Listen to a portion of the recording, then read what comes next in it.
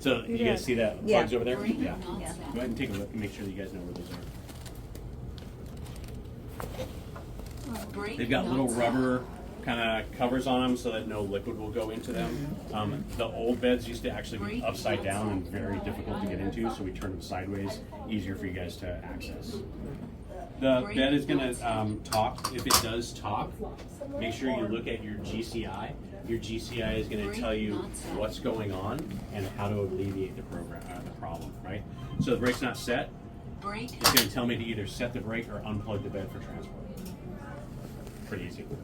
Postpartum, this is If it says this function is unavailable, it's going to tell you to unlock that function. So with the call bell, Uh-huh. I know we don't use the call bell one. Yeah. So you guys still are using your, what you call it, this thing? Yes. Your speaker? Uh-huh. So yeah, you guys just continue to use this.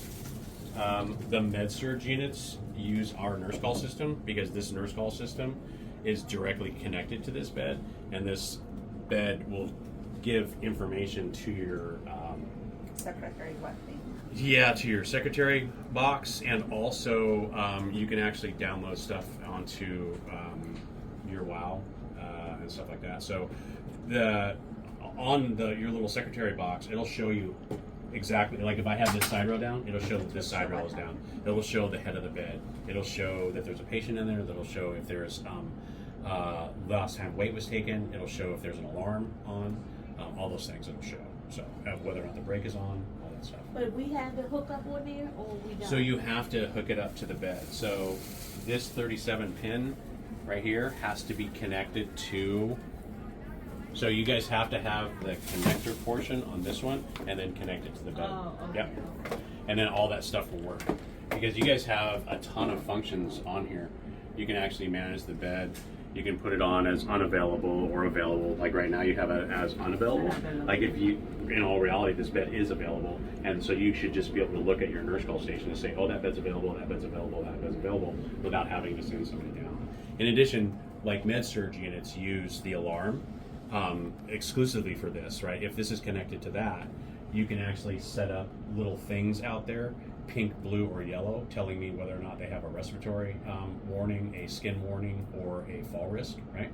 So pink is for skin, blue is for pulmonary, yellow is for fall, right? So I can look down your med-surg halls, and if they're using it properly, I can look right there and go, that patient's a fall risk and has pulmonary problems, that patient's a fall risk, that patient's not a fall risk, that patient has skin problems. Yep. Without even going into the room. In addition, when the patient is in the room, these three things are going to eliminate, right? So this is telling me, one, that the bed is at its lowest position. Two, that the side rails, you have at least the minimum amount of side rails up, right? And then three, the blue is telling me that there is no alarm on. If it were green, that would tell me that there is an alarm on. And so again, when you're doing rounding at like nighttime or even during the day, all they have to do is peek into that room and they know those three things. This bed is low, side rails are up, and the alarm is on.